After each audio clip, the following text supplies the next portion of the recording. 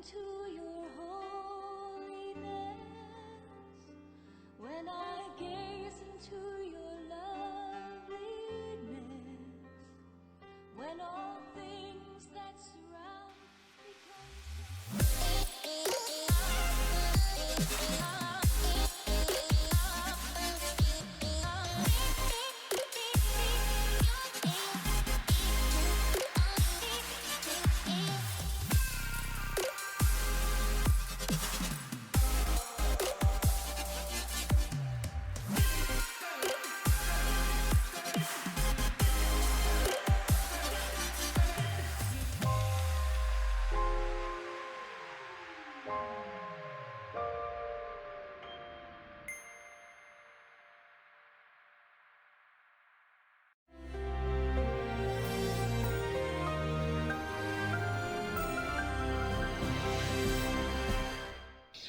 Shalom warga kerajaan, dalam tema tentang communication.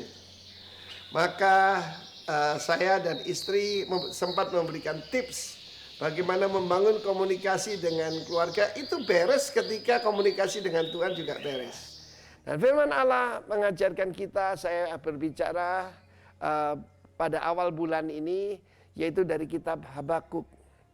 Kitab Habakuk ini menarik sekali. Pertama, arti nama dari Habakuk adalah embrace. You stay at home, embrace your wife often.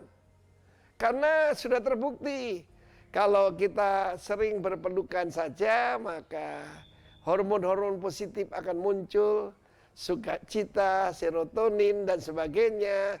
Maka yang itu menimbulkan imunisasi. The joy of the Lord is our strength. Nah, dalam kitab Habakuk ini ada 4 fatsal. Yang fatsal pertama isinya komplain. Dia komplain dengan keadaan. Waktu itu dia berada pada Raja Yehuda terakhir, Yoyakim. Bagaimana dia melihat violence, dia melihat ketidakadilan. Dia lihat bahwa hukum tidak ada kekuatannya. Dia melihat bagaimana orang itu merubah ketetapan Tuhan. LGBT malah dipuji-puji. Dan dia berkata, kenapa ini semua terjadi? Saudara, yang fatsal kedua, maka dia diberitahu Tuhan tentang vision, apa yang akan terjadi. Tetapi yang ketiga adalah doa dari Habakuk. Yang keempat, hebat, pujian daripada Habakuk. Bagaimana dia memuji Tuhan, jadi ada 4 bagian ya. Bukan pasal keempat, tetapi bagian terakhir. Saudara pasti kenal itu. Meskipun sekalipun pohon ara tidak berbunga, hasil daripada pohon anggur tidak berbuah, dan sebagainya. Tetapi aku bersorak-sorak dalam Tuhan Allahku. Karena itu sebetulnya kita tidak usah melewati fatsal pertama dan kedua. Langsung aja ketiga dan keempat. Karena Tuhan panggil kita jadi God praisers, God worshipper, bukan murmuring. Kenapa bangsa Israel bergeletakan di padang belantara? Why?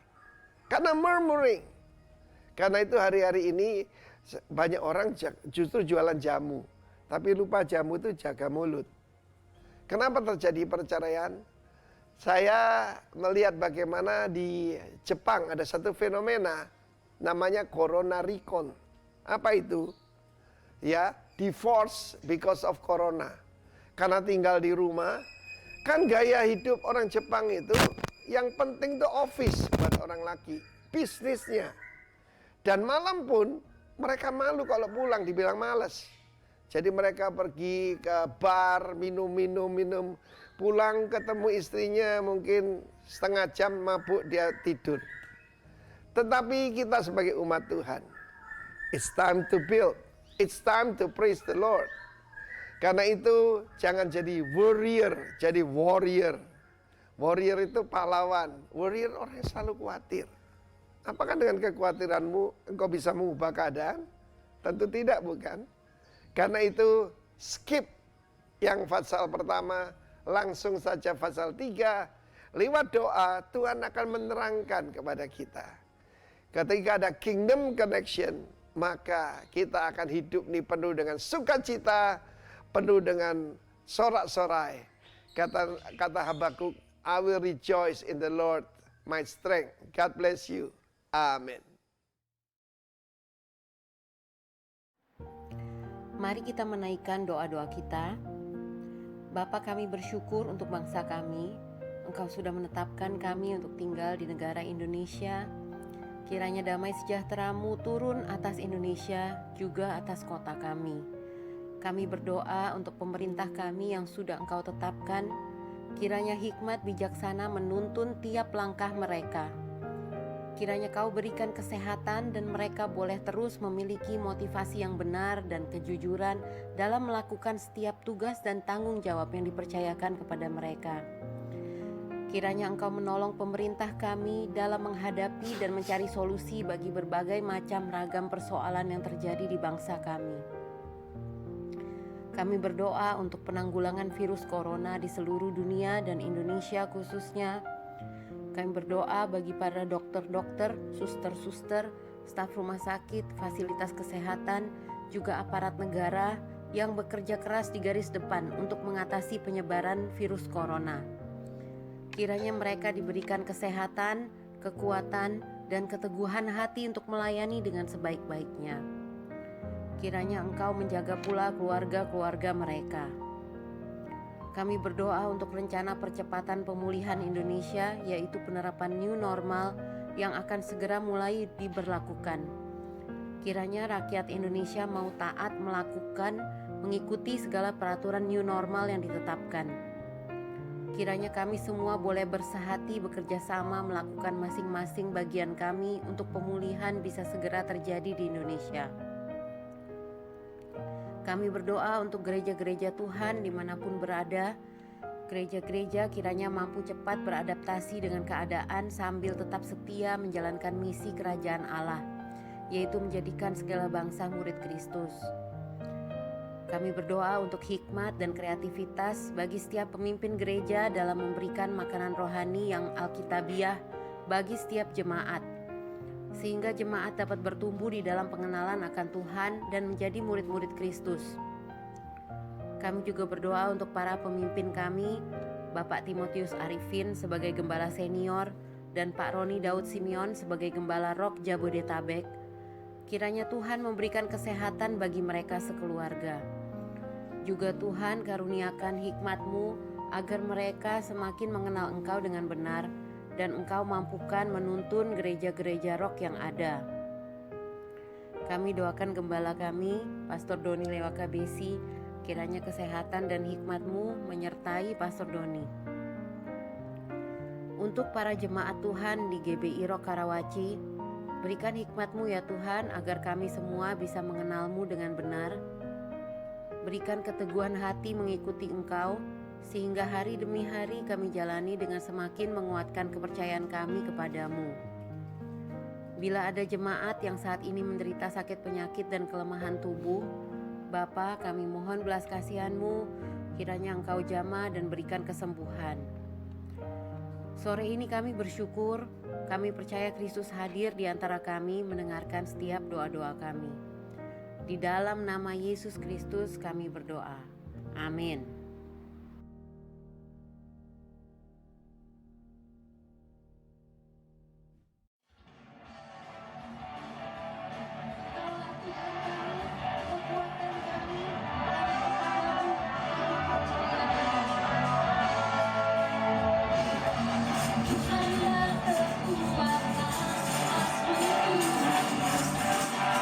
Yang membuatku biasa.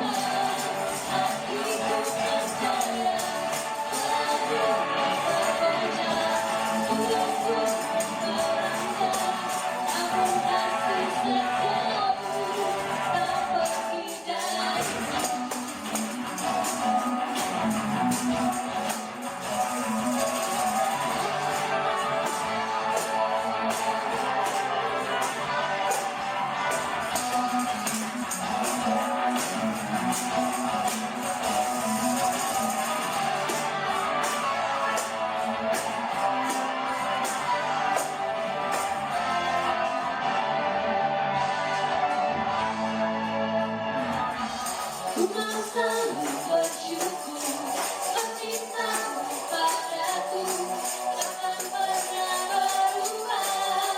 Hatiku percaya, walau bumi bergoncang, gunung-gunung beranjak, namun kasih setiamu tak berhingga. Ku mau selalu bersyukur, cintamu padaku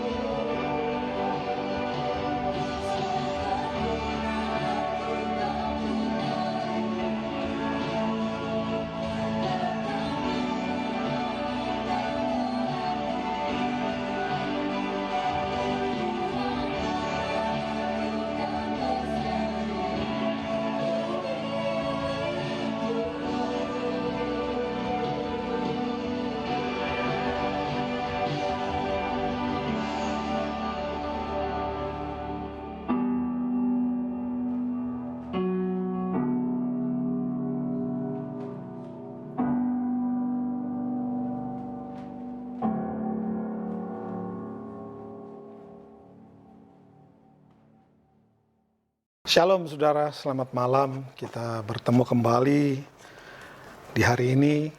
Saya percaya saudara dan saya, kami semua ada dalam pemeliharaan Tuhan yang mengasihi kita dan tidak pernah meninggalkan kita dan terus ada bersama-sama dengan kita sampai pada hari ini, tanggal 7 Juni 2020. Kita masih terus ada di dalam pembatasan-pembatasan, belum boleh keluar dan semuanya belum bisa bergereja dan segala sesuatu yang sudah diberlakukan oleh pemerintah. Kita tunggu waktu yang tepat nanti saudara, maka kita akan bisa bersama-sama berkumpul dalam gedung gereja. Untuk sementara kita akan terus melanjutkan kebaktian kita melalui online, melalui YouTube dan semua sosial media yang ada yang bisa kita manfaatkan. Baik saudara, sebelum kita mulai, mari terlebih dahulu kita berdoa. Supaya Roh Kudus menolong kita di dalam mengerti kebenaran firman Tuhan yang kita pelajari pada malam hari ini. Mari kita berdoa. Bapa, terima kasih untuk malam hari ini, penyertaan Tuhan selama 1 minggu. Kami bersyukur karena Engkau tidak pernah meninggalkan kami dan tidak pernah membiarkan kami. Kami bersyukur buat tangan-Mu yang sudah menyertai setiap daripada kami, memberi kami kekuatan, damai sejahtera dan sukacita, memberi kami terus semangat untuk tetap melanjutkan kehidupan ini dengan sungguh-sungguh. Kami bersyukur buat Roh Kudus juga yang sudah diberikan kepada kami, yang menolong kami, mengajar kami tentang kebenaran firman Tuhan, dan memberanikan kami untuk terus menyampaikan kabar berita tentang Yesus, supaya seluruh orang itu mengenal bahwa Yesus adalah Tuhan. Terima kasih Bapa, untuk malam hari ini kami akan sama-sama belajar kebenaran firman. Roh Kudus tolong kami, supaya kami bisa mengerti dan kami bisa mempraktekkan semua kebenaran firman Tuhan yang kami dengar. Karena tugas Roh Kudus adalah mengajarkan kami kepada seluruh kebenaran Allah. Terima kasih Bapa, dan di dalam nama Tuhan Yesus kami berdoa. Amin. Shalom saudara, selamat malam, selamat sore lah, selamat sore. Kita akan lanjutkan tema tentang Pentakosta ya, atau hari ke-50, di mana kita merayakan bahwa Roh Kudus dicurahkan. Dan hari ini kita percaya bahwa Roh Kudus itu sudah dicurahkan. Tetapi kita terus akan mempelajari, kita terus akan memperingati apa tujuan daripada Roh Kudus ini dicurahkan, yang terus akan kita pelajari dan mengingatkan kita supaya kita tahu dan kita bisa berfungsi sebagaimana mestinya. Dan kita tahu minggu lalu saya sempat berbicara pada tema Pentakosta bagian pertama adalah bicara tentang pribadi Roh Kudus, mengingatkan saudara bahwa Roh Kudus ini adalah bagian daripada Allah Tritunggal. Dia adalah pribadi ketiga, yaitu Allah Roh Kudus yang sudah eksis sejak dari penciptaan. Bahkan dia terlibat dalam penciptaan, yang menciptakan bersama-sama dengan Allah Tritunggal, dan dia juga menampakkan diri dalam setiap pekerjaan-pekerjaan Allah pada setiap orang-orang yang ditunjuk oleh Allah sebagai penyambung lidah Allah. Di situ dia mengurapi mereka, menyertai mereka, menaruh setiap perkataan-perkataan Allah ke dalam mulut-mulut mereka, sehingga para orang-orang yang dipakai Tuhan di Perjanjian Lama dan Perjanjian Baru, mereka berani berbicara tentang Kristus. Bahkan kalau kita tahu Alkitab yang kita baca ini, 66 kitab ini adalah hasil dari inspirasi Roh Kudus kepada para penulis, yang kurang lebih ada 40 itu. Mereka diinspirasikan oleh Roh Kudus untuk menulis Kejadian sampai Wahyu. Ya, jadi betapa besar peran Roh Kudus ini di dalam kehidupan kerohanian orang-orang percaya. Tidak ada satu aspek pun kalau yang tidak ada campur tangan Roh Kudus ya saudara-saudara. Gereja bisa berdiri pun karena Roh Kudus yang bekerja. Sejak Pentakosta dicurahkan, disitulah para murid, para rasul yang menerima Roh Kudus di yang pertama ini, merekalah yang menyebar ke seluruh dunia. Dan melalui mereka lah gereja itu dibuka. Melalui mereka gereja-gereja boleh dibuka ya. Kita bisa melihat di dalam Alkitab. Dan malam hari ini saya akan melanjutkan kembali tema tentang Pentakosta bagian yang kedua. Dan saya berharap di bagian kedua ini kita bisa menyelesaikan tema Pentakosta ini. Kalau waktunya tidak cukup ya kita akan lanjutkan di minggu depan di tema Pentakosta bagian yang ketiga. Baik, malam hari ini seperti biasa saya ingin Anda siapkan Alkitab dan kita akan membaca beberapa ayat. Dan dari ayat-ayat tersebut kita akan melihat apa yang Tuhan ingin kita tahu. Baik, pertama kita buka kembali ke dalam Kisah Rasul pasal 1 ayat yang keempat. Kita lihat dulu di situ ya. Saya akan bacakan kepada saudara. Kisah Rasul 1 ayat yang keempat. Pada suatu hari ketika ia makan bersama-sama dengan mereka, ia di situ adalah Yesus, ia melarang mereka meninggalkan Yerusalem dan menyuruh mereka tinggal di situ menantikan janji Bapa. Yang demikian katanya, telah kamu dengar daripadaku. Janji apa? Janji tentang roh kebenaran itu. Janji tentang penghibur itu yang akan dikirim oleh Bapa untuk menyertai kita dan diam dalam kita untuk selama-lamanya. Yang kita tahu bahwa tugas-tugas daripada Roh Kudus adalah menyertai kita untuk selama-lamanya, mengajarkan kita kebenaran firman Tuhan, mengingatkan kita akan segala firman daripada Kristus yang sudah diucapkan, juga menginsafkan dunia, memimpin kita dalam kebenaran. Itu semua adalah tugas-tugas Roh Kudus. Betapa luar biasanya Roh Kudus ya saudara-saudara. Dan yang paling penting, Roh Kudus itu menyaksikan Kristus ya. Dia memuliakan Kristus dan dia memuliakan Bapa, dia memuliakan Kristus dan dia bersaksi tentang Kristus dan dia juga bersaksi tentang Allah. Kita bisa melihat Roh Kudus bersaksi tentang Allah itu ada di dalam, saudara boleh lihat di dalam Kisah Rasul kedua. Kita lihat di situ ayat 11. Saya mau menunjukkan kepada saudara bahwa Roh Kudus ini ternyata bersaksi juga tentang Allah. Dia menyatakan Allah itu siapa. Itu dalam ayat 11, Kisah Rasul 2 ayat 11. Di situ dikatakan, baik orang Yahudi maupun penganut agama Yahudi, orang Kreta, orang Arab, kita mendengar mereka berkata-kata dalam bahasa kita sendiri tentang perbuatan-perbuatan besar yang dilakukan Allah.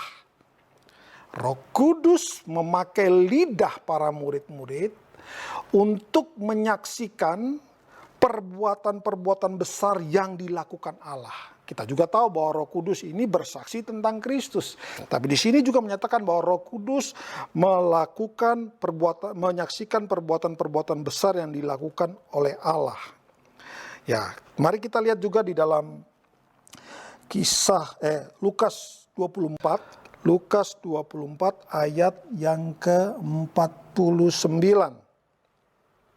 Lukas 24 ayat yang ke-9 bunyinya, dan aku akan mengirim kepadamu apa yang dijanjikan Bapakku. Apa itu? Roh Kudus ya.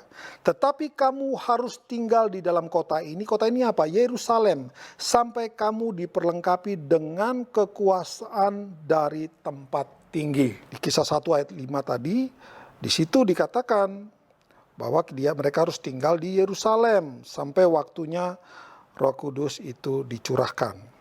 Nah, sekarang kita coba lihat di dalam ayat yang ke-8 ya, dari Kisah 1 tadi. Kisah 1 ayat yang ke-8.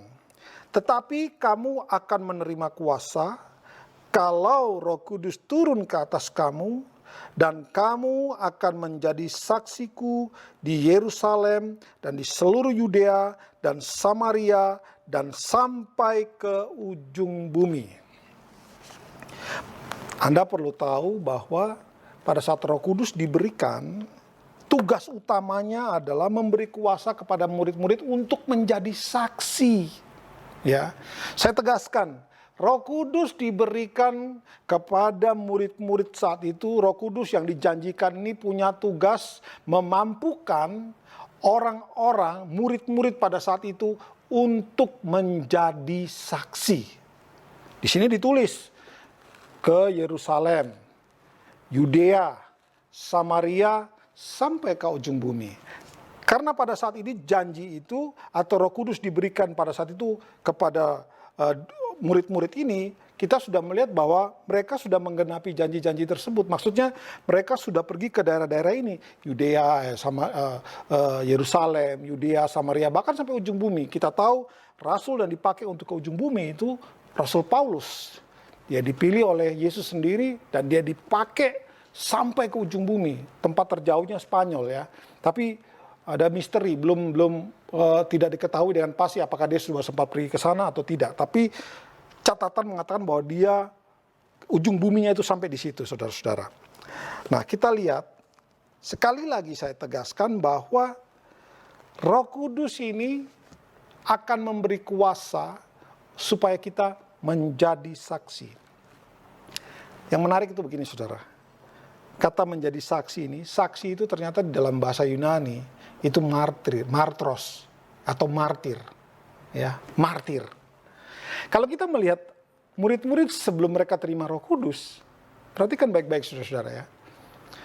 Mereka tidak seperti Yesus. Ya, Yesus melihat 5.000 orang laki-laki, orang banyak yang mengikuti dia, melihat mereka tergerak, Yesus tergerak oleh belas kasihan. Bukan murid-muridnya. Murid-muridnya mah biasa aja. Yesus ketemu orang sakit, dia tergerak oleh belas kasihan. Murid-muridnya mah enggak. Kenapa? Mata mereka belum seperti mata Yesus. Ya, belum. Karena menurut Alkitab di sini, mereka belum menerima kuasa. Mereka belum dicelikan. Roh Kudus belum bekerja dalam kehidupan mereka. Belum. Ya, kalau kita melihat setelah mereka dipenuhi Roh Kudus, kalau saudara membaca Kisah Rasul secara lengkap, saudara akan melihat mata mereka seperti mata Kristus. Melihat jiwa-jiwa mereka berbelas kasihan, ya kan? Kaki mereka melangkahkan, mereka jalan kepada tempat-tempat yang disuruh untuk pergi. Kalau pada saat Yesus masih hidup kan enggak, mereka ngikut Yesus. Tidak ada, mereka enggak proaktif juga, ya kan? Mereka tidak melakukan hal-hal yang seperti Yesus lakukan. Tetapi setelah Roh Kudus turun, kita melihat bahwa mata mereka dicelikan. Ya. Kita melihat kaki mereka bergerak kepada tempat-tempat yang disuruh oleh Yesus. Mulut mereka dengan berani menyatakan Yesus itu siapa. Setelah dipenuhi Roh Kudus. Mereka tidak ada yang diem, saudara-saudara ya. Mereka semua bergerak setelah dipenuhi Roh Kudus. Sesuai dengan tugas Roh Kudus. Memampukan mereka, membuat mereka berkuasa, dan mereka menjadi saksi. Jadi Roh Kudus, orang yang dipenuhi Roh Kudus, itu harus bersaksi. Punya kuasa untuk bersaksi. Dan tidak akan diam adem ayem saja.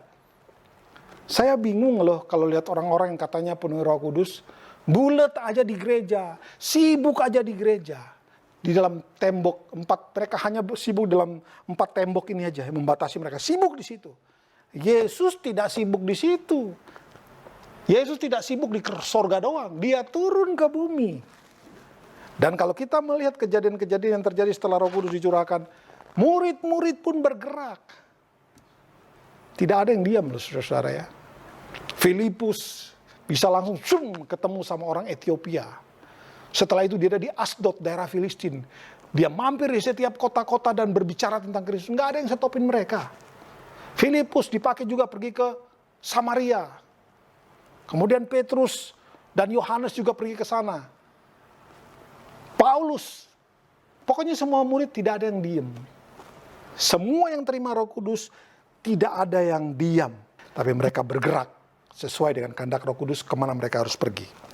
Kita lihat dari coba lihat Matius 26 ayat yang ke-56 ya. Saudara perlu tahu ke latar belakang ini supaya pada saat nanti kita berbicara tentang hari Pentakosta baru saudara akan ngeh kenapa sampai mereka berani sekarang.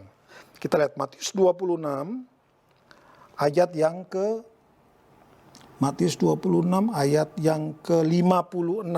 Kita lihat sebentar. Kalau kita lihat perikopnya, ini perikopnya tentang Yesus ditangkap.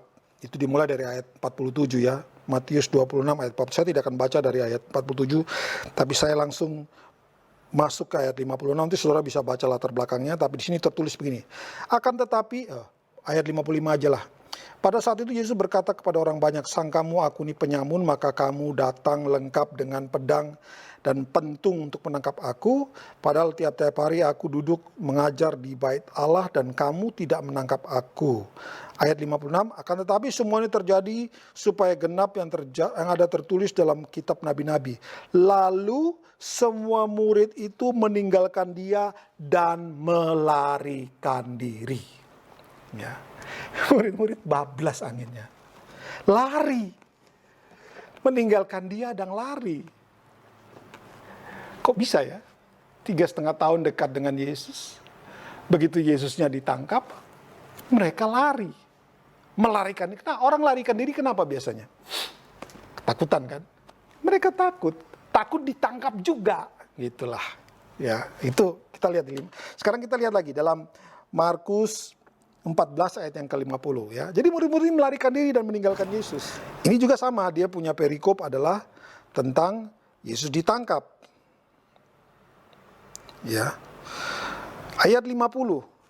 Lalu semua murid itu meninggalkan dia dan melarikan diri.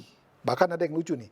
Ayat 51, ada seorang muda yang pada waktu itu hanya memakai selai kain lenan untuk menutup badannya, mengikuti dia, mereka hendak menangkapnya.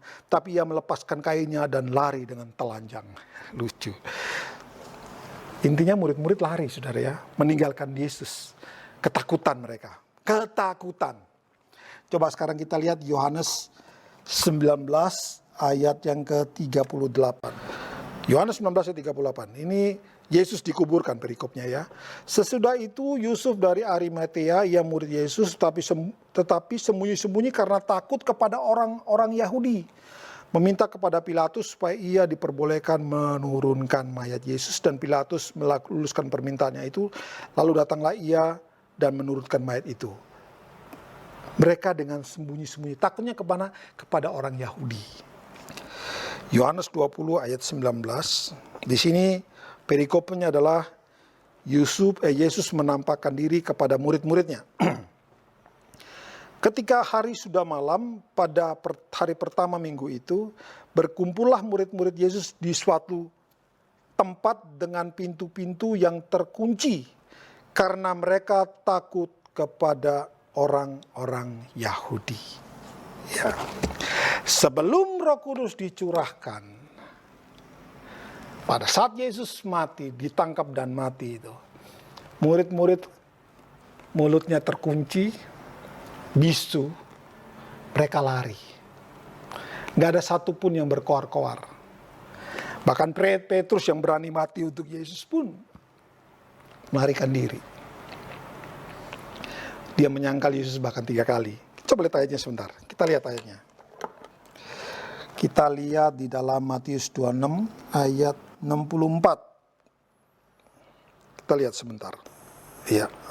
Di situ perikopnya Yesus di hadapan Mahkamah Agung ya, oke. Kita mulai ayat 57. Sesudah mereka menangkap Yesus, mereka membawanya menghadap Kayafas, imam besar. Di situ telah berkumpul ahli-ahli Taurat dan tua-tua. Dan Petrus mengikuti dia dari jauh sampai ke halaman imam besar. Dan setelah masuk ke dalam, ia duduk di antara pengawal-pengawal untuk melihat kesudahan perkara itu. Kita langsung lompat ke 69 aja. Sementara itu Petrus duduk di luar halaman, ayat 69. Maka datanglah seorang hamba perempuan kepadanya. Katanya, engkau juga selalu bersama-sama dengan Yesus, orang Galilea itu. Ini yang pertama kali dia menyangkal. Ayat 70. Tetapi ia menyangkalnya di depan semua orang dan katanya, aku tidak tahu apa yang engkau maksud. Petrus nih ya, yang tadi cabut pedang, potong telinganya Maltus.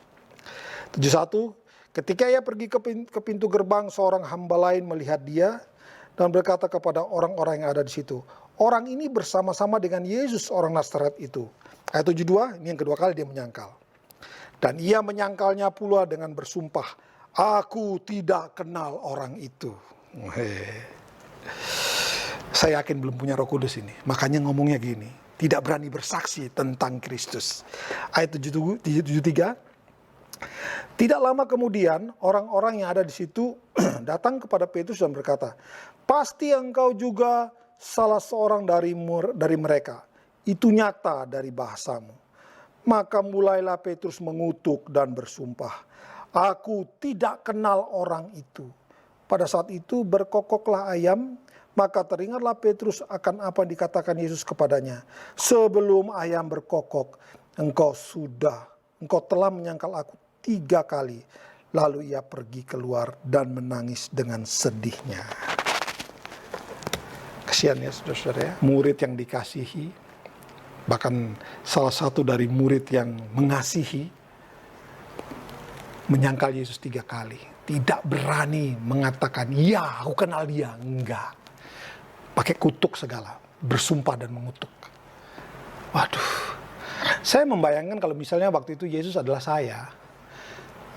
pasti nggak tahu jadi apa, pastilah pokoknya. Pasti tampar kayak apa, kayak menyangkal 3 kali. Kenapa orang menyangkal? Takut, ketakutan. Jadi latar belakang sebelum Roh Kudus dicurahkan, mereka dalam posisi takut menceritakan siapakah Yesus. Takut dalam posisi, padahal posisinya adalah murid Yesus. Mereka takut memberitakan tentang Yesus. Boro-boro mau keluar, ngomong aja takut. Mereka kunci rumah, kalau sudah baca tadi. Mereka tinggal dalam rumah, mereka kunci pintu-pintu.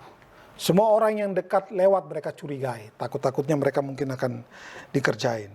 Itu latar belakang saudara ya, yang terjadi dengan para murid Yesus. Makanya dalam Kisah 1 ayat 8 tadi, Yesus berkata, kamu akan menerima kuasa kalau Roh Kudus turun ke atasmu untuk menjadi saksiku. Ku di situ adalah Kristus.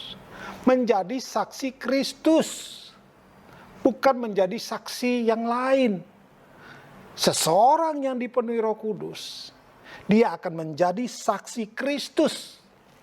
Ya, setiap perkataan mulutnya akan membicarakan pekerjaan-pekerjaan dilakukan oleh Kristus. Dia akan menyaksikan Kristus. Dia akan mempermuliakan Kristus. Dia akan mempermuliakan pekerjaan-pekerjaan Allah yang besar. Itu kalau ada Roh Kudus dalam seseorang. Kalau seseorang yang menyampaikan kebenaran, itu adalah firman Kristus yang keluar dari mulutnya. Bukan yang menonjolkan kepribadian. Saya begini, saya begitu. Enggak, saudara-saudara ya. Yang benar adalah ini. Bahwa setiap orang yang dipenuhi dengan Roh Kudus, maka Roh Kudus yang ada di dalamnya akan menggerakkan lidahnya untuk berbicara tentang Kristus. Itu pasti. Dan kalau ada yang ngomong di luar Kristus, maka itu bukan dari Roh Kudus. Itu pasti begitu. Kalau dari Roh Kudus, dia akan selalu berbicara mempermuliakan Kristus, mempermuliakan Allah Bapa, memperkenalkan Kristus, memperkenalkan apa yang dikerjakan Bapa di dalam hidupnya. Amin, saudara-saudara. Itu kalau orang dipenuhi Roh Kudus ya. Jadi saudara bisa melihat dan bisa memilah, saudara bisa menilai sendiri. Saya tidak akan menghakimi siapa-siapa, tetapi firman Tuhan yang menjadi hakim bagi siapa saja yang mendengarnya. Baik, kita sekarang melihat Kisah Rasul 2 ya.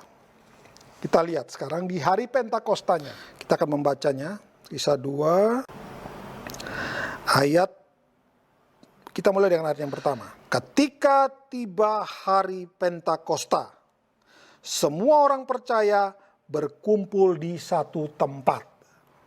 Semua orang percaya berkumpul di satu tempat. Itu di ruang atas di satu tempat di Yerusalem ya.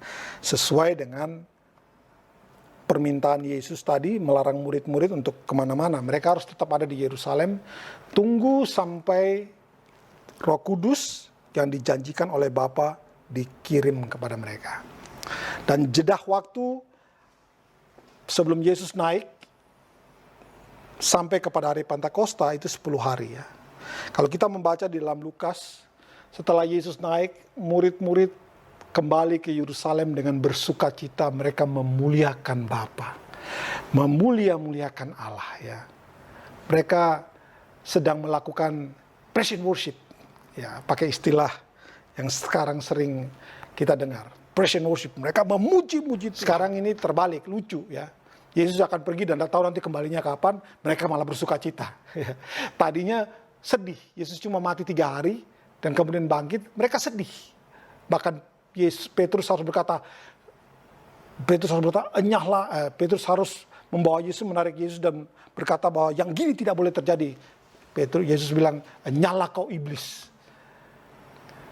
Itu Yesus kasih tahu dia cuma akan mati 3 hari. Mereka udah pada panik sendiri, ketakutan ya. Tapi setelah Yesus bangkit, dan pada saat dia naik, dia berkata dia akan datang dengan cara yang sama kembali. Dan janji Roh Kudus yang akan diberikan. Murid-murid kembali ke Yerusalem dengan bersuka cita. Dan mereka berkumpul menunggu janji Roh Kudus sambil memuliakan Allah. Bersuka cita, mereka memuji-muji Tuhan. Tapi kalau kita lihat ya saudara ya, mereka tidak menghabiskan waktu untuk hanya memuji-muji Tuhan. Sebab pada hari yang ke-10, ya sejak kenaikan Yesus, atau hari ke-50 sejak Yesus bangkit, Kisah 2 ayat 1 mengatakan, ketika hari Pentakosta, orang-orang percaya berkumpul di satu tempat. Perhatikan ayat 2. Tiba-tiba turunlah dari langit suatu bunyi seperti tiupan angin keras yang memenuhi seluruh rumah di mana mereka duduk. Dan tampaklah kepada mereka lidah seperti nyala api yang bertebaran dan hinggap pada mereka masing-masing. Maka penuhlah mereka dengan Roh Kudus, lalu mereka mulai berkata-kata dalam bahasa-bahasa lain, seperti yang diberikan oleh Roh itu kepada mereka untuk mengatakannya. Sampai di situ dulu ya. Kita lihat. Tiba-tiba turun dari langit suatu bunyi seperti tiupan angin keras yang memenuhi seluruh rumah mereka duduk. Saya masih mendengar ada pendeta yang mengkhotbahkan bahwa bunyi dari langit seperti tiupan angin besar ini, dia bilang itu adalah nanti kegoncangan masalah besar sebelum Roh Kudus turun. Sebelum Roh Kudus turun pun juga sudah ada masalah kok. Ya. Sebelum Roh Kudus turun sudah ada masalah, sudah ada goncangan di mana-mana, sudah ada saudara-saudara. Ini jangan diterjemahkan sembarangan. Jangan diterjemahkan, karena kalau kita membaca di dalam Keluaran, saudara ya, saya mengajak saudara melihat ada peristiwa yang paralel dengan kejadian ini, saudara ya. Kita tahu hari Pentakosta adalah hari ke-50 di mana Roh Kudus dicurahkan, tetapi konsep tentang sesuatu datang dari Tuhan itu juga ada di dalam Perjanjian Lama. Misalnya apa?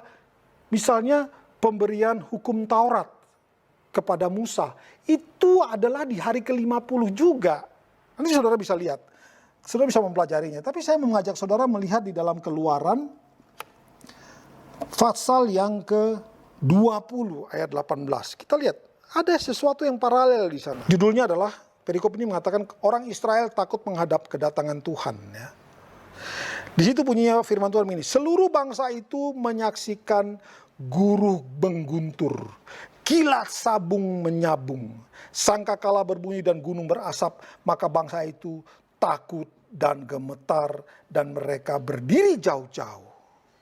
Mereka berkata kepada Musa, engkaulah berbicara dengan kami, maka kami akan mendengarkan, tapi janganlah Allah berbicara dengan kami, nanti kami mati. Ayat 20, tapi Musa berkata, janganlah takut sebab Allah telah datang dengan maksud untuk mencoba kamu dan dengan maksud supaya takut akan Dia ada padamu agar kamu jangan berbuat dosa. Adapun bangsa itu berdiri jauh-jauh, tetapi Musa pergi mendekat embun yang kelam di mana Allah ada. Ini peristiwa di atas Gunung Sinai, saudara-saudara ya. Pada saat, kalau kita lihat dari Kejadian 19 ayat 1 ya, kita baca Kejadian 19 ayat 1. Judulnya adalah, Tuhan menampakkan diri di Gunung Sinai. Ngapain? Memberi 10 hukum. Pada bulan ketiga setelah orang Israel dari tanah Mesir, mereka tiba di padang gurun Sinai pada hari itu juga. Ya, pada bulan ketiga. Orang Israel keluar dari Mesir itu bulan Nisan ya. Bulan Paskah, Pesach atau Passover itu. Tanggal 15 Nisan ya mereka keluar. Itu bulan pertama. Bulan ketiga itu kurang lebih di hari ke-50 ya. Kalau saudara bisa, nanti saudara lihat secara detail di situ. Tapi kurang lebih itu ada di sana hari ke-50 di mana hukum Taurat, 10 hukum diberikan kepada orang Israel melalui perantaran Musa di atas Gunung Sinai. Kejadiannya mirip. Ada bunyi guru, guntur, kilas, sabung menyabung. Mirip dengan pada saat Roh Kudus turun tadi di kejadian di dalam kisah 1, kisah 2 tadi. Pada saat itulah seperti tiupan angin kencang turun. Ini berbicara tentang kehadiran Tuhan. Ya, salah satu cara kehadiran Tuhan seperti itu. Kalau di Keluaran, Allah hadir. Dia hadir seperti tadi, bunyi guntur, bunyi kilat sabung menyambung, riuh gemuruh di sana. Itu salah satu cara Allah kalau hadir itu seperti itu. Dan di sini Roh Kudus hadir juga dengan tanda-tanda itu yang pertama. terjadi tiupan seperti bunyi angin besar kan? Kita kembali ke kisah 1 tadi. Kisah 2 ayat 1. Ketika hari pertama, tiba-tiba turunlah dari langit suatu bunyi seperti tiupan angin keras. Allah tadi turun di gunung Horeb, terjadi bunyi guntur, gemuruh, kilat sabu menyambung. Itu kehadiran Allah. Roh Kudus turun pun mirip. Ada bunyi yang seperti itu. Ingat, Roh Kudus adalah pribadi ketiga daripada Allah. Dia juga Allah. Ya. Jadi kejadian ini jangan, atau tiupan angin kencang ini jangan ditafsir dengan masalah yang besar. Murid-murid sudah mendapat masalah besar kok. Ya. Mereka pada saat Yesus ditangkap dan Yesus mati, itu buat mereka masalah yang besar. Jadi kalau kita bilang sebelum Roh Kudus turun, masalah besar itu ada, enggak ada. Roh Kudus sudah turun sejak dahulu kala ada masalah besar. Kita akan selalu menghadapi masalah yang besar. Bahkan pada saat Roh Kudus pun ada dalam kita, pada saat Roh Kudus dicurahkan pun masalah besar terjadi. Ya, banyak masalah justru.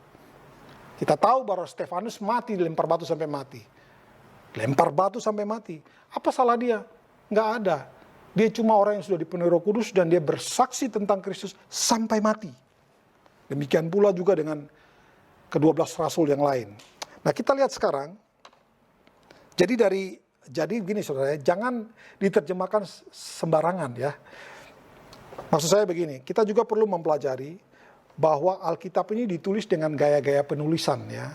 Setidaknya ada 5, ada gaya penulisan sejarah, ada gaya penulisan sastra, ada gaya penulisan nubuatan, ya, ada juga tentang apalagi surat-surat. Nah itu semua ada prinsip-prinsipnya. Lukas ini menulis surat kepada Theophilus, memang bentuknya adalah surat, tetapi isinya adalah sejarah. Nah sejarah ini tidak boleh ditafsirkan. Itu adalah kronologi suatu peristiwa. Kronologi suatu peristiwa jangan ditafsir-tafsirkan. Itu memang kejadian yang melambangkan kehadiran Allah. Makanya tadi saya bilang paralelnya ada di perjanjian lama pada saat hari ke-50, pada saat Musa menerima 10 hukum Taurat itu, kehadiran Allah di atas gunung Sinai itu seperti ini. Terjadi guntur, terjadi kilat menyambung, ya seperti itulah. Jadi jangan kita bilang sebelum Roh Kudus turun, bunyi-bunyian itu bicara tentang masalah besar. Masalah besar sudah selalu ada. Selalu akan ada. Mari kita lihat ayat yang ke-3. Kita akan menemukan beberapa hal menarik di sini ya. Yang menarik sekali. Di situ dikatakan, tampaklah kepada mereka lidah-lidah seperti nyala api yang bertebaran hingga pada mereka masing-masing. Coba kita renungkan sebentar. Kenapa mesti lidah ya? Kenapa lidah yang harus disinggung? Coba saudara renungkan sebentar. Coba hubungkan dengan beberapa latar belakang yang tadi saya sebutkan. Sebelum Roh Kudus dicurahkan, ada latar belakang di mana murid-murid ketakutan. Tidak ada satupun yang berani berbicara tentang Kristus. Semua lari, semua menutup diri, semua ketakutan. Semua menyembunyikan jati dirinya. Nggak mau sampai orang tahu bahwa mereka adalah murid Kristus. Coba saudara ingat, perhatikan, coba direnungkan sebentar. Kenapa lidah? Kenapa bukan kaki? Kenapa bukan tangan? Kenapa mesti lidah? Mari kita melihat ada beberapa latar belakang yang menarik tentang ini. Coba kita lihat kalau kita bicara masalah lidah ya. Sebelum kita buka beberapa ayat, lidah itu selalu berhubungan dengan mulut. Ya.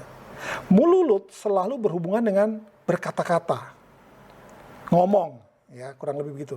Jadi lidah ini punya hubungan dengan kata-kata.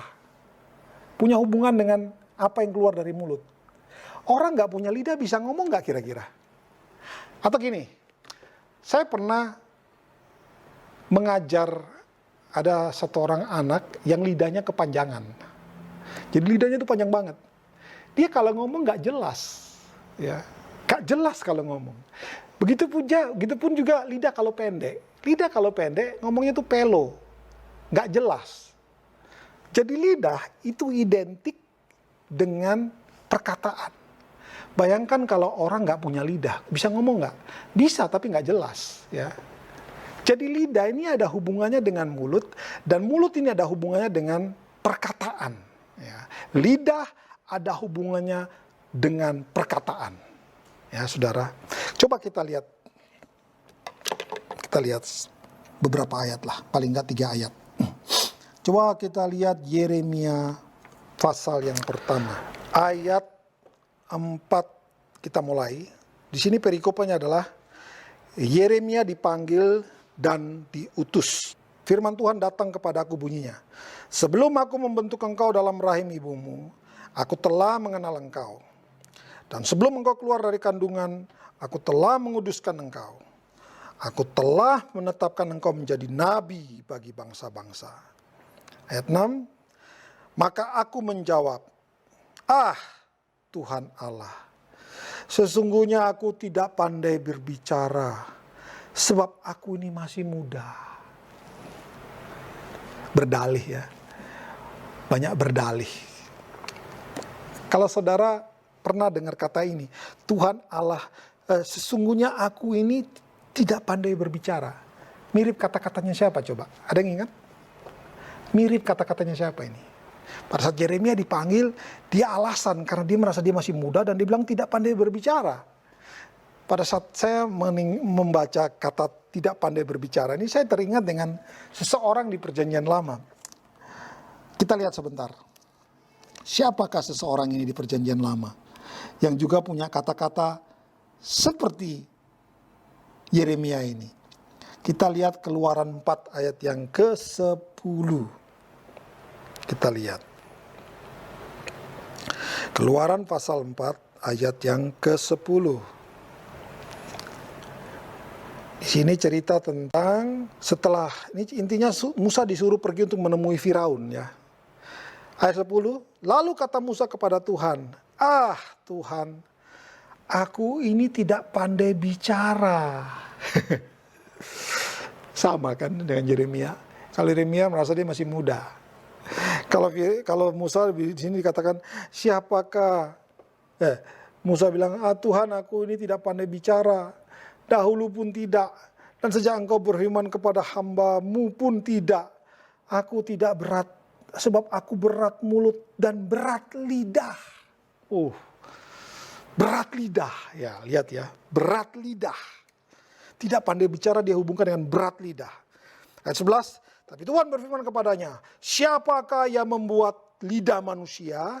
Siapakah yang membuat orang bisu atau orang tuli, membuat orang melihat atau buta? Bukankah aku, yakni Tuhan? Oleh sebab itu pergilah, aku akan menyertai lidahmu. Lihat. Allah berkata kepada Musa, aku akan menyertai lidahmu dan mengajar engkau apa yang harus kau katakan. Terlalu banyak ngeyel, Tuhan langsung interupsi aja. Siapa yang bikin lidah sih? Pergi ke Firaun sana. Nanti aku yang akan menyertai lidahmu dan mengajar engkau. Bukankah cocok dengan tugas Roh Kudus? Mengajarkan kita akan firman Tuhan, ya. Tugas Roh Kudus itu loh. Di sini kan kalau saudara melihat sekali lagi paralel, mirip kata-kata Yeremia dan kata-kata Musa. Musa bilang dia tidak pandai bicara karena dia berat lidah. Sementara Yeremia dia nggak pandai bicara karena dia masih muda. Banyak alasan. Ya, di dalam kejadian kita kembali ke Yeremia tadi 1 ayat 4. Kita lihat ayat yang ke-7. Tapi Tuhan berfirman kepadaku, janganlah katakan aku ini masih muda. Tetapi kepada siapapun engkau kuutus, haruslah engkau pergi. Dan apapun yang kuperintahkan kepadamu, haruslah kau sampaikan. Ayat 8. Janganlah takut kepada mereka, sebab aku menyertai engkau dan untuk melepaskan engkau, demikianlah firman Tuhan. Lihat ayat 9. Lalu Tuhan mengulurkan tangannya dan menjamah mulutku. Tuhan berfirman kepadaku, sesungguhnya aku menaruh perkataan-perkataanku ke dalam mulutmu. Ketahuilah pada hari ini aku akan mengangkat engkau atas bangsa-bangsa dan atas kerajaan-kerajaan untuk mencabut, merobohkan, untuk membinasakan dan meruntuhkan, untuk membangun dan menanam. Tuhan akan menaruh perkataan-perkataannya dalam mulut Yeremia. Yeremia adalah seorang nabi ya saudara-saudara. Kita tahu bahwa sejak itu dia akan menjadi nabi kepanjangan lidah Allah. Tadi kita tentang Yeremia. Alasan. Tidak pandai bicara karena masih muda. Musa bilang, aku juga tidak pandai bicara karena lidahku berat. Alasan. Saudara lihat, sekarang kita lihat tentang Yesaya. Saya mengajak saudara melihat lidah karena memang ada hubungannya. Kenapa lidah-lidah api yang hinggap pada murid-murid. Kita lihat sekarang Yesaya pasal yang ke-6.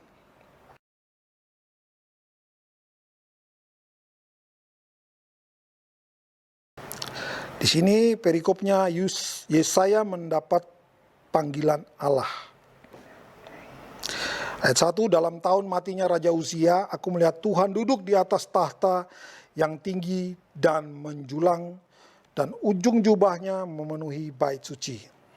Para serafim berdiri di sebelah atasnya, masing-masing mempunyai 6 sayap. 2 sayap dipakai untuk menutupi muka mereka, 2 sayap dipakai untuk menutupi kaki mereka, dan 2 sayap dipakai untuk melayang-layang. Dan mereka berseru seorang kepada seorang, katanya, Kudus, kudus, kuduslah Tuhan semesta alam. Seluruh bumi penuh kemuliaannya.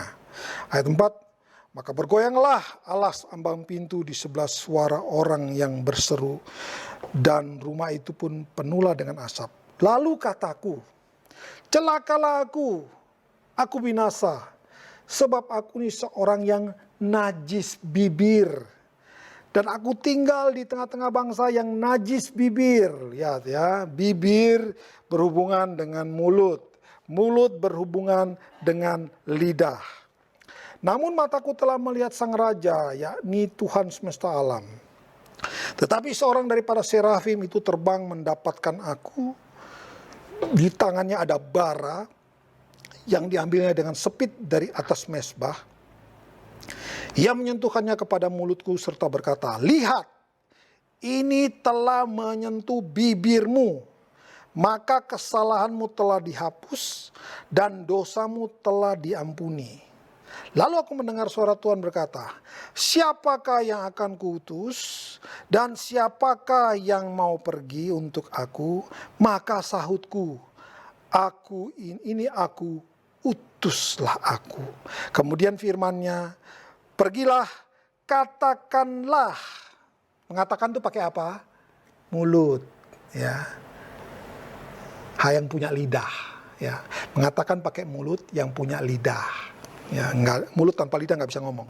Kita lihat Nabi Yesaya. Dia berkata, celakalah aku karena aku ini najis bibir, tinggal di dalam bangsa yang najis bibir.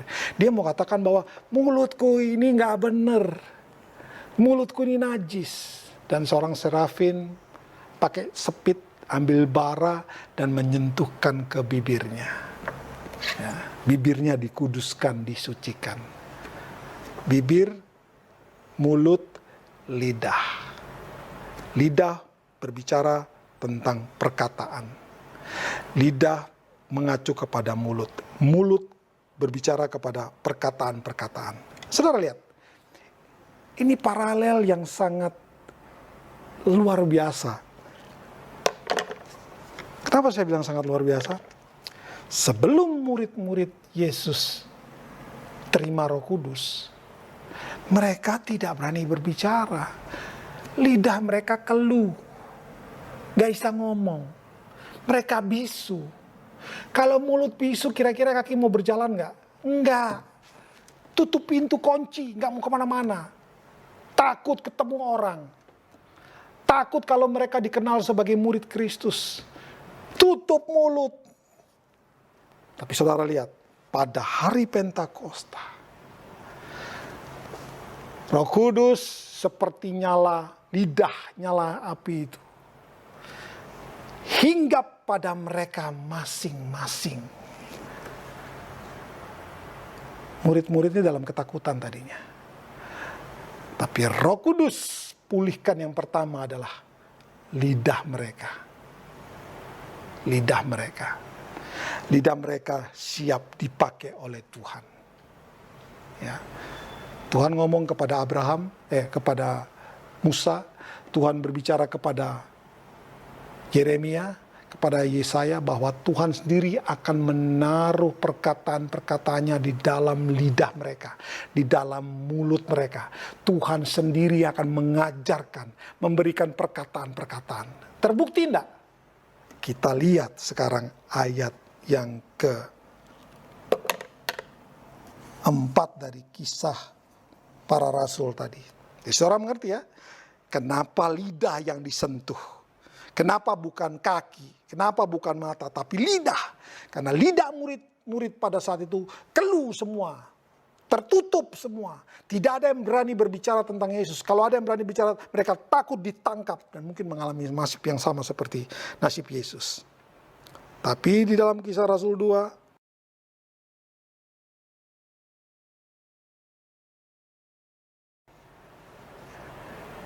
yang nampak kepada mereka lidah-lidahnya seperti nyala api yang bertebaran dan hinggap pada mereka masing-masing. Ada berapa orang kira-kira di atas ruang atas? 120 orang. Lidah-lidah api masuk dalam mulut mereka. Perkataan mereka, lidah mereka nggak ada yang kunci lagi. Karena Roh Kudus membebaskan mereka. Kita lihat buktinya ya. Ayat 4. Maka penuhlah mereka dengan Roh Kudus. Koma, lihat. Lalu mereka mulai berkata-kata. Ingat, lidah berhubungan dengan mulut. Mulut berhubungan dengan kata-kata. Setelah lidah disucikan, Yeremia menjadi nabi, Yesaya menjadi nabi, Musa menjadi nabi bagi orang Israel, menjadi hakim, dan dia adalah pemimpin orang Israel, membawa orang Israel keluar dari tanah Mesir. Setiap perkataan Musa, Tuhan ajar, Tuhan yang taruh kata-kata. Setiap Yesaya berbicara, maka perkataannya perkataan yang datang daripada Tuhan. Setiap Yeremia berbicara, maka kata-kata dia adalah kata-kata yang dikaruniakan oleh Tuhan, yang diberikan kepada Tuhan. Setelah murid-murid dipenuhi Roh Kudus, lidah-lidah mereka dikuasai oleh Roh Kudus. Perkataan-perkataan mereka di sini dikatakan, lalu mereka mulai berkata-kata. Ya. Kalau kita baca di sini dikatakan begini, mereka mulai berkata-kata dalam bahasa lain seperti yang diberikan oleh Roh itu kepada mereka untuk mengatakannya. Kita baca ayat 5. Waktu itu di Yerusalem diam orang-orang Yahudi yang saleh dari segala bangsa di kolong langit. Ya, ayat 6. Ketika turun bunyi itu berkerumunlah orang banyak, mereka masing-masing bingung. Karena masing-masing mendengar rasul-rasul itu berkata-kata dalam bahasa mereka sendiri. Ya. Dan kalau saudara membaca ayat 7, 8, 9, di situ disebutkan mereka semua tercengang dan heran lalu berkata-kata, bukankah semua orang yang berkata-kata itu orang-orang Galilea? Ya. Bagaimana mungkin kita masing-masing mendengar mereka berkata-kata dalam bahasa kita sendiri, yaitu bahasa yang kita pakai di negeri asal kita. Oh, ternyata orang-orang yang hadir ini datang dari berbagai bangsa. Karena di situ dikatakan mereka, murid-murid ini berbicara di dalam bahasa yang kita pakai di negeri kita. Bahasa aslinya adalah murid-murid ini ngomong dalam dialek mereka. Dialek daripada bangsa-bangsa ini, dialek bahasa aslinya. Terus di situ dikatakan ayat 9, orang-orang ini siapa saja? Ya, saudara lihat ya, saudara list. Pertama, kita orang Partia, Media, Elam, penduduk Mesopotamia, Yudea, Kapodokia, Pontus, Asia, Firgia, Pamfilia, udah 10 itu. Mesir dan daerah-daerah Libya yang berdekatan dengan Kirene, pendatang-pendatang dari Roma, orang-orang Yahudi 10, udah 15. Orang Kreta, orang Arab. Kita mendengar mereka berkata-kata dalam bahasa kita sendiri tentang perbuatan-perbuatan besar yang dilakukan Allah. Ada 17 bangsa. Apa omongannya murid-murid ini? Tadi kan mulutnya bisu. Tadinya mereka takut. Boro-boro ngomong Yesus itu siapa. Mereka ketakutan kalau orang mengenal mereka itu murid Yesus kok. Kita bisa lihat dari Petrus yang sang jagoan, yang paling berani. 3 kali orang tanya, oh dia ini kan bersama-sama dengan Kristus. Petrus menyangkal 3 kali, oh enggak, kamu salah orang. Bahkan dia pakai kata mengutuk segala dan bersumpah bahwa dia tidak kenal Yesus. Apalagi berbicara tentang Kristus. Mulut mereka keluh. Tapi setelah Roh Kudus turun di hari Pentakosta, lidah mereka disucikan. Mereka memperoleh keberanian. Kata-kata mereka itu isinya adalah ayat 11 bagian B.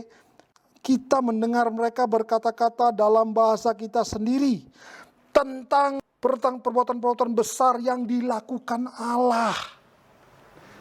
Berani ngomong perbuatan-perbuatan besar yang dilakukan Allah. Kira-kira apa ini yang omongkan oleh mereka ya? Pasti mereka menyaksikan Allah yang besar. Pasti mereka akan menyaksikan bahwa Yesus itu anak Allah. Karena Filipus pernah bertanya, tunjukkan Bapa itu kepada kami. Yesus bilang, kamu lihat aku, lihat Allah. Pasti mereka menyaksikan tentang Yesus. Berani ya, berani. Kan sesuai dengan yang kisah 1 ayat 8. Kalau Roh Kudus turun, kamu akan menerima kuasa dan kamu menjadi saksiku. Mereka berani berbicara tentang Kristus. Itu tujuan Anda dipenuhi oleh Roh Kudus. Bersaksi tentang Kristus. Tujuan Roh Kudus itu yang dicatat dalam Alkitab. Tidak ada tujuan-tujuan yang lain. Kenapa kita perlu menjadi saksi? Supaya banyak orang bertemu dengan Yesus. Disitulah kelahiran gereja. Saudara, saya mengajak saudara untuk menyoroti ayat 4 tentang bahasa-bahasa lain ini. Ya, di sini dikatakan maka penuhlah mereka dengan Roh Kudus, lalu mereka mulai berkata-kata di dalam bahasa-bahasa lain.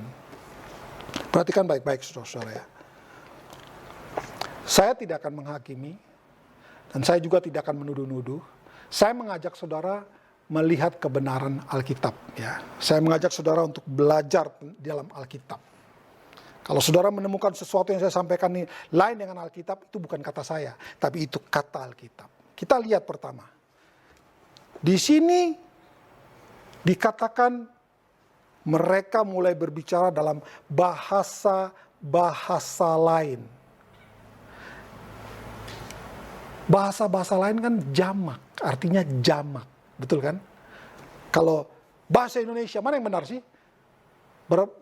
Berbahasa bahasa Indonesia atau berbahasa bahasa Indonesia? Mana yang benar? Bahasa-bahasa, kalau penulisan begini, bahasa-bahasa Indonesia atau bahasa Indonesia, mana yang benar? Tentu yang benar adalah bahasa Indonesia kan? Saya tidak akan bilang ini, saya berbahasa bahasa Indonesia. Enggak. Saya menggunakan bahasa Indonesia. Nggak mungkin bahasa-bahasa Indonesia, jamak enggak. Tapi kalau di Indonesia banyak suku dan banyak bahasanya, ya kan? Ada banyak bahasa di Indonesia karena ada banyak suku. Tapi bahasa yang dipakai bahasa-bahasa lain artinya jamak. Bukankah bahasa-bahasa lain atau jamak ini kan match sama ada 17 bangsa yang datang. Murid-muridnya orang-orang Galilea, nggak pinter, ya tidak pintar. Yang pintar ya kayak Lukas, itu pintar, dokter dia. Tapi yang lain ini kebanyakan adalah tukang mancing, nelayan. Kebanyakan murid-murid itu tukang nelayan, ada yang pemungut cukai. Tapi kebanyakan dari mereka adalah nelayan, bukan orang-orang pintar, datang dari Galilea. Mereka tidak menguasai banyak bahasa, tidak bisa bahasa lain selain bahasa yang dipakai saat itu. Di Israel pada saat itu bahasa yang dipakai ada 3 ya, Aram, ada Yunani, dan bahasa Yahudi asli bagi orang-orang Yahudi. Ada pakai bahasa Aram sebagai bahasa sehari-hari. Di sini Alkitab catat mereka berbicara dalam bahasa-bahasa lain. Ada yang menerjemahkan bahwa bahasa-bahasa lain itu bahasa roh. Mari kita akan telusuri saudara ya. Kita uji, benar atau tidak ya. Apakah benar ini bahasa roh atau bahasa-bahasa lain? Sekali lagi saya tunjukkan, kalau saudara melihat dari penulisan ini, kenapa bahasa-bahasa lain yang ditulis? Karena pada saat itu yang hadir adalah 17 bangsa. Dan ke-17 bangsa ini tertulis dengan jelas di dalam ayat-ayat ini bahwa di dalam ayat 7 ya, mereka semua tercengang-tengang dan heran lalu berkata, bukankah mereka semua berkata-kata itu orang Galilea? Ayat 8, bagaimana mungkin kita masing-masing mendengar mereka berkata-kata dalam bahasa kita sendiri? Yaitu bahasa yang kita pakai di negeri asal kita. Ada 17 bangsa. Dan pada saat murid-murid dipenuhi Roh Kudus, mereka berbahasa bahasa lain. Sekarang kita lihat, kalau misalkan mereka pakai bahasa roh, ya kita lihat. Kalau misalkan mereka pakai bahasa roh, maka tentu saja mereka perlu karunia atau orang-orang yang punya karunia menafsirkan bahasa roh. Ya saudara ingat, coba dengar baik-baik. Kalau misalkan pada saat itu murid-murid berbahasa roh, maka harus tertulis di situ, maka si Lukas akan menulis bahwa murid-murid ada yang mempunyai karunia menerjemahkan bahasa roh. Kenapa? Kita lihat Alkitab saja.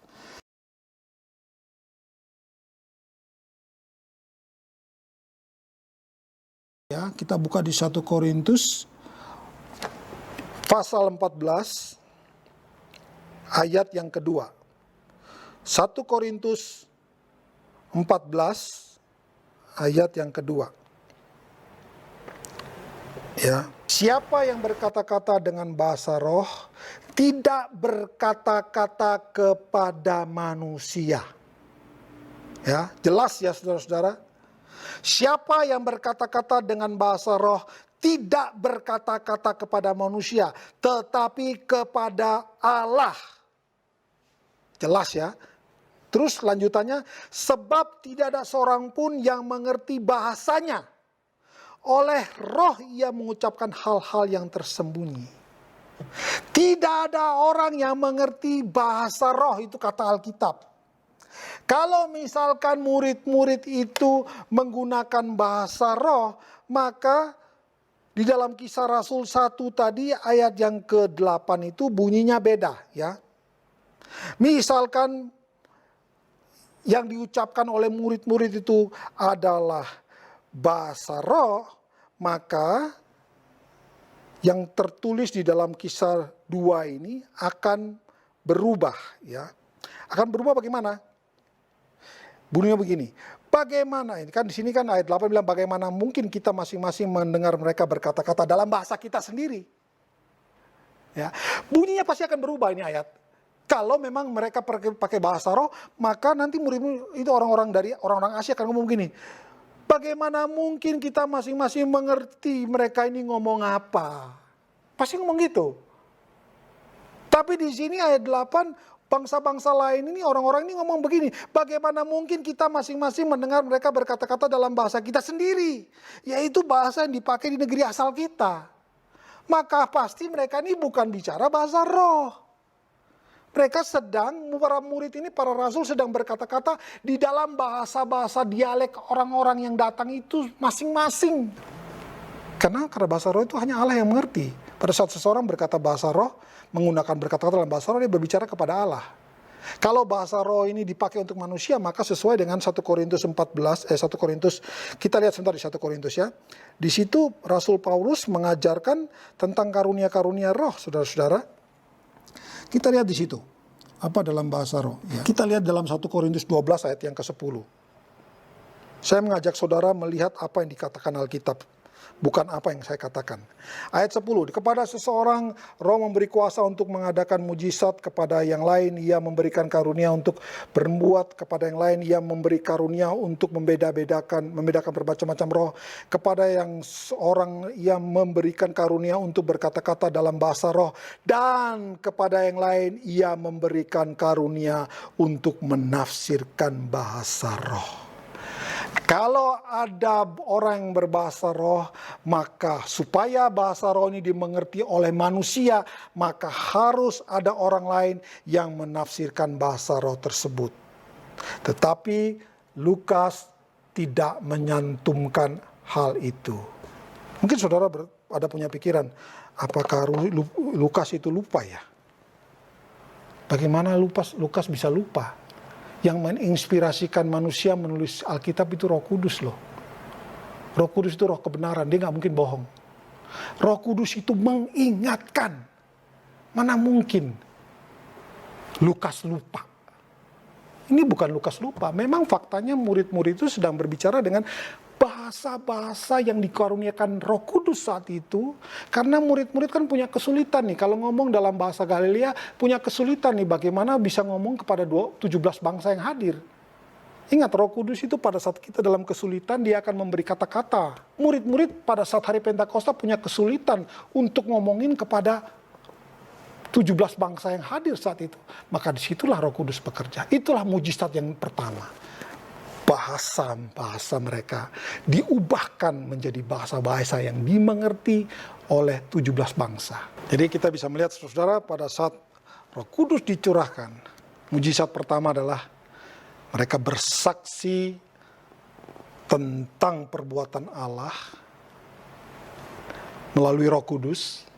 Dan kita lihat mujizatnya adalah 17 bangsa yang datang itu mendengar para rasul berbicara di dalam logat dialek mereka masing-masing.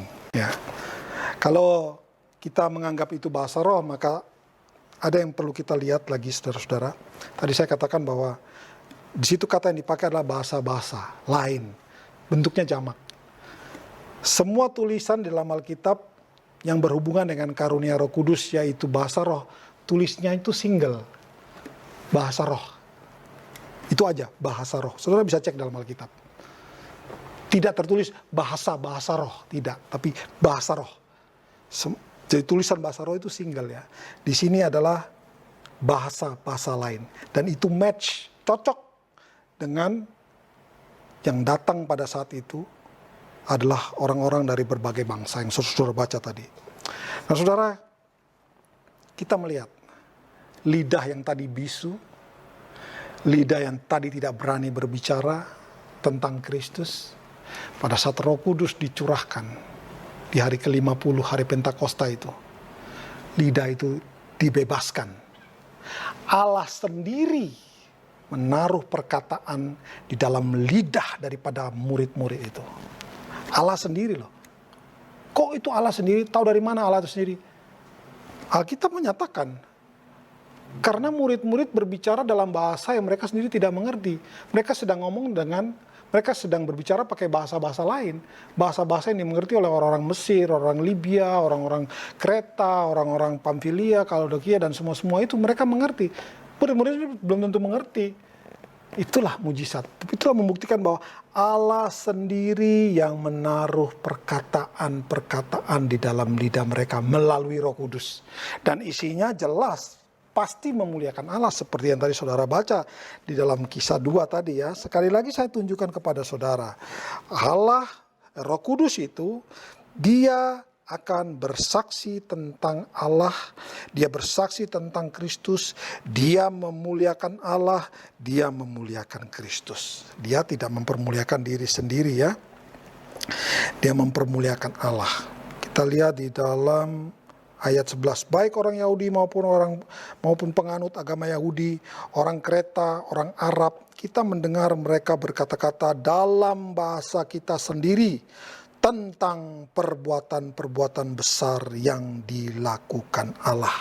Ayat 12, mereka semuanya tercengang-cengang dan sangat termangu-mangu sambil berkata seorang kepada yang lain, apakah artinya ini? Tapi orang lain menyindir, mereka sedang mabuk oleh anggur manis. Nah saudara, kita melihat ayat 14, di situ perikopnya adalah khotbah Petrus.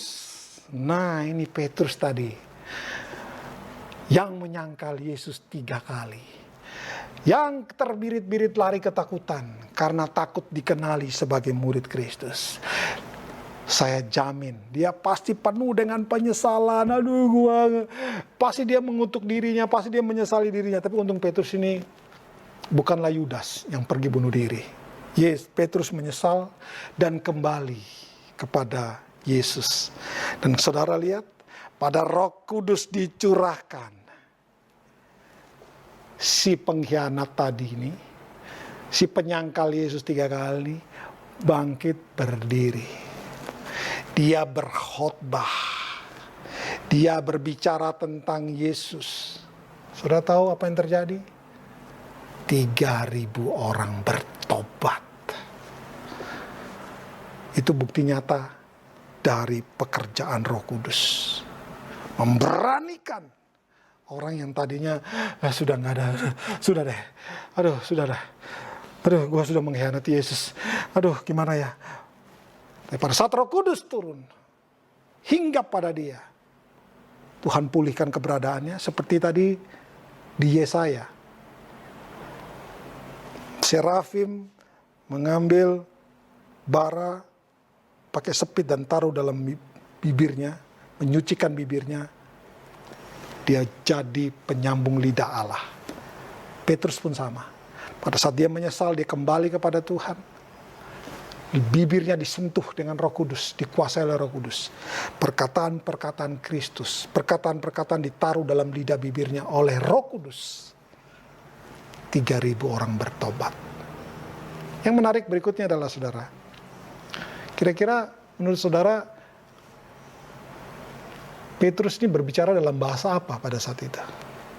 Saya yakin Petrus khotbahnya pakai bahasa Aram yang dia kuasai mungkin.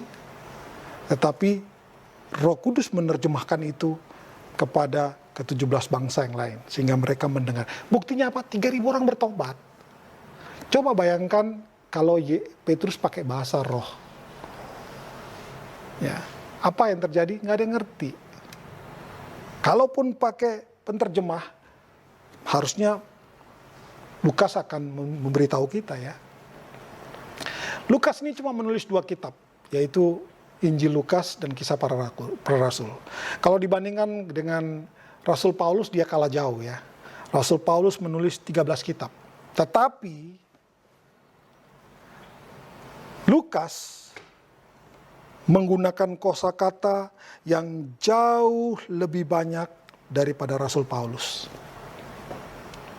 Dia cuma membuat 2 kitab, tapi kosakata yang dipakai begitu banyak.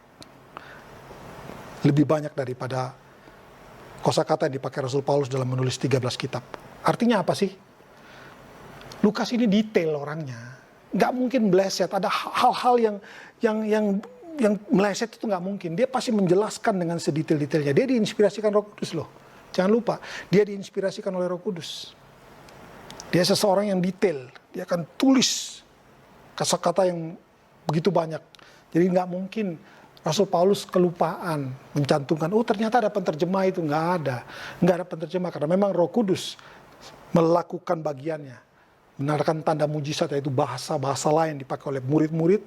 Dan juga pada saat Rasul Petrus berkhotbah, bahasa dia mungkin dia berkhotbah dalam bahasa Aram, Roh Kudus terjemahkan itu ke dalam ke-17 bahasa yang dimengerti oleh orang lain. Buktinya 3.000 orang pada hari itu bertobat. Saudara-saudara, esensinya seseorang dipenuhi Roh Kudus, Tuhan membuka mulutnya dan memakai lidah bibirnya untuk menyampaikan kabar berita tentang Yesus. Kalau lidahnya udah kebuka, kakinya pasti juga terlepas. Ya, matanya juga pasti terlepas. Matanya akan terang seperti mata Yesus yang melihat orang lain dan akan berbelas kasihan. Sebelum itu Roh Kudus dicurahkan, mereka nggak kemana-mana. Tapi setelah Roh Kudus dicurahkan, mereka bersaksi sampai mereka mati semua, saudara-saudara. Matinya dalam Pentakosta bagian pertama, saya sebutkan bahwa mereka semuanya mati pada mengenaskan loh. Yang mati dengan normal itu cuma Yohanes, mati pada saat tua. Tetapi yang lain semua matinya mengenaskan, saudara-saudara. Dan kita tahu setelah Roh Kudus dicurahkan, ini saya tulis beberapa poin penting ya saudara-saudara. 3.000 orang bertobat, itu pada saat Petrus berkhotbah. Dan kalau saudara melihat di Kisah Rasul 2:47, tiap-tiap hari Tuhan menambah jumlah orang percaya ini. Setelah Roh Kudus dicurahkan, Tuhan menambah jumlah 3.000 orang bertobat. Tuhan menambahkan jumlah orang percaya setiap hari, saudara-saudara. Dan pada saat Petrus khotbah di Serambi Seloma, pada saat di Kisah Rasul 3 ayat 11, Petrus berkhotbah di Serambi Salomo, pasal 5 ayat 14 menyatakan makin banyak orang percaya kepada Tuhan.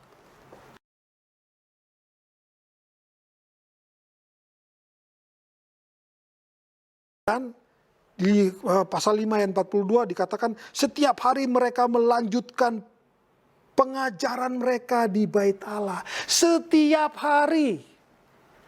Padahal sebelum Yesus mati di dalam rumah sih, kunci pintu karena ketakutan. Tapi ini setiap hari melanjutkan pengajaran mereka di bait Allah dan di rumah-rumah. Dan mereka memberitakan Injil tentang Yesus yang adalah Mesias. Itu ciri-ciri orang dipenuhi Roh Kudus. Amin, saudara-saudara. Itu ciri-cirinya. Pasal 6 ayat 7. Firman Allah makin tersebar. Kalau saudara lihat kronologisnya ya. Dimulai dari 3.000 orang. Terus orang makin bertambah banyak yang percaya Yesus. Makin bertambah orang, mereka tiap hari makin berani mengajar di bait-bait Allah. Dalam rumah-rumah mereka mengajar. Firman Allah makin tersebar. Kisah Rasul 6 ayat 7. Jumlah murid yang di Yerusalem makin bertambah. Ya tuh. Sejumlah besar imam menyerahkan diri dan percaya. Kalau bukan pekerjaan Roh Kudus mana bisa. Imam-imam itu adalah kepala-kepala yang mereka lah otak penyalipan Yesus. Tapi di sini setelah Roh Kudus dicurahkan, murid-murid bersaksi tentang Yesus, Roh Kudus mengambil peranannya menginsafkan, sejumlah besar imam menyerahkan diri dan percaya. Ya saudara-saudara, pasal 7, Stefanus yang dipenuhi Roh Kudus bersaksi tentang Yesus dibunuh. Ya. Ayat 8, terjadi penganiayaan, pasal 8 terjadi penganiayaan besar di Yerusalem gara-gara Injil. Kita melihat lagi, Filipus di Samaria, Petrus juga ke sana. Filipus bersaksi kepada sida-sida Ethiopia. Pasal 9, Saulus bertobat ya, dan seterusnya. Petrus juga berkhotbah setelah 3.000, 5.000 bertobat. Saudara, mari maknai tujuan Allah mencurahkan Roh Kudus ini adalah supaya Yesus yang diberitakan, supaya Allah yang diberitakan, supaya kita bersaksi tentang Allah, supaya kita bersaksi tentang Yesus. Itu tujuan Roh Kudus diberikan kepada kita. Mulut kita dibuka. Sudah saya katakan, setiap orang yang dipenuhi Roh Kudus, mereka akan dipakai untuk menyampaikan perkataan-perkataan Allah. Mereka dipakai untuk menyampaikan berita-berita tentang Allah. Berita-berita tentang Yesus. Kebenaran Yesus, bukan kebenaran pribadi. Bukan menyampaikan gereja saya, bukan. Tapi sedang menyampaikan kerajaan Kristus. Itu yang diberitakan mereka-mereka yang dipenuhi Roh Kudus. Kita sudah melihat ini. Dan saya terus berdoa kepada setiap daripada kita yang mendengarkan kebenaran firman Tuhan ini. Berdoa supaya Tuhan memberikan saudara keberanian. Dalam saudara sudah ada Roh Kudus, tapi mungkin saja Roh Kudusnya pasif karena Anda tidak mengizinkan Roh Kudus untuk bekerja seluas-luasnya dalam hidupmu. Mari berdoa supaya Roh Kudus menguasai kita, bekerja seluas-luasnya, biar supaya kita maju menyaksikan tentang Kristus. Jangan khawatir. Setiap orang yang dipakai Tuhan untuk menyampaikan kabar berita tentang Kristus, lidahnya disertai oleh Allah. Roh Kudus akan memberikan perkataan-perkataan di dalam lidahnya, memampukan saudara untuk berbicara tentang kebenaran. Kau gak perlu takut, Tuhan beserta denganmu. Amin saudara. Mari kita berdoa. Terima kasih Bapa untuk malam hari ini. Kami bersyukur buat kesempatan kami boleh belajar bagaimana Engkau begitu mengasihi kami dengan memberikan Roh Kudus, supaya kami ini belajar kebenaran akan firman Tuhan melalui Roh Kudus, sehingga pada akhirnya kami berani dan berfungsi sebagai orang-orang percaya yang berani berbicara tentang Kristus. Terima kasih Bapa. Kami akan selesaikan ibadah kami malam hari ini, dan kami akan mengangkat tangan kami untuk menerima berkat Tuhan. Kiranya damai sejahtera dan sukacita daripada Allah Bapa menyertai saudara sekalian hari ini sampai dengan hari Maranatha. Kau diberkati Tuhan, dicukupkan dalam segala hal. Kau diberkati dalam setiap aspek kehidupanmu. Tuhan beserta denganmu. Jadilah garam dan terang dalam dunia ini. Jadilah saksi Kristus sampai waktunya Tuhan. Dalam nama Yesus yang percaya katakan, amin. Segala pujian dan syukur hanya bagimu, Yesus. Dengan apakan ku balas kasih-Mu? Segala hormat kemuliaan hanya layak bagi-Mu. Ku sembah Yesus seumur hidup.